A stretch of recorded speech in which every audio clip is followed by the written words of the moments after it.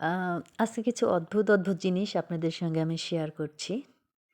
Hello viewers, আসসালামু আলাইকুম। কেমন আছেন সবাই? আশা করছি আল্লাহর রহমতে অনেক ভালো আছেন, সুস্থ আছেন, নিরাপদে আছেন। আ এই যে একটি সাপ দেখতে পাচ্ছেন, এই সাপটা বেশ কিছুদিন থেকে হাঁটা চলার মধ্যে কোনো আ চঞ্চলতা নেই। সারাদিন খালি ঘুমায়। আর এই যে এইভাবে দড়ির মতো প্যাঁচ লেগে থাকে, ও অবশ্য একা, একা খুলতে পায়। কিন্তু আজকে মনে হলো যে আমি একটু একে নিয়ে ভিডিও করব। তো একটা বাঁশের আগালে একটা কারাইল একটা বেঁধে নিয়েছি। ভাঙ্গা কারাইল ছোট্ট। তো অনেক বড় বাঁশটা। প্রায় ৫-৬ হাত লম্বা হবে। এটা দিয়ে ওর যে আ পুরো শরীর পেঁচিয়ে ছিল সেটা খুলে দিচ্ছিলাম।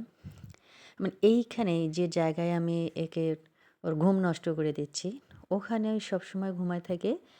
আর চলতে পারে তবে খুব আ স্লো। তো এটা নিয়েই খুব মজা করছি।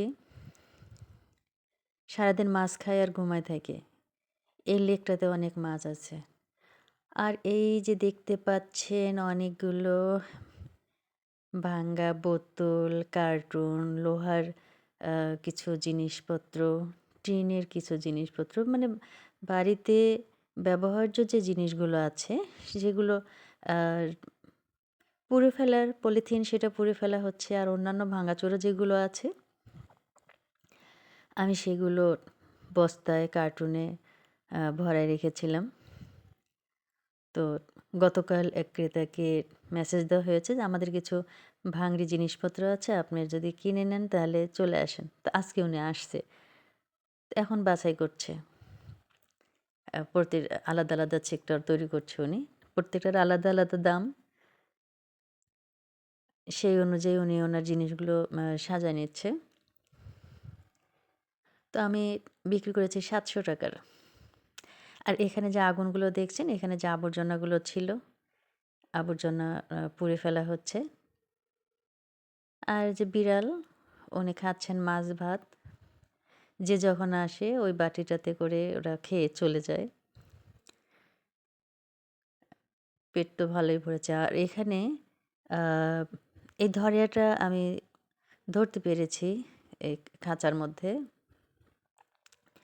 এটা নিয়ে ৭ টা কি ৮ টা হলো। মানে কিছুদিন গত ২ সপ্তাহ আগে পরপর ২ টো মেরেছি। আজকে একটা ধরা পড়েছে। আর এই যে এটা জিনিসের সঙ্গে আপনাদের কি কারো পরিচয় আছে? গ্রামে যারা থাকি তারা এটা জানি। আমাদের এলাকায় এটাকে খুঁট বলে। গরু ছাগলের দড়িতে বাঁধা হয়। আর এই যে কাপড়গুলো রোদে দেওয়া হয়েছে এখানে কিছু পুরাতন ল তোশক কাপড়-চোপড় ছিল ওগুলো সবগুলো গরম করে নিচ্ছি। আর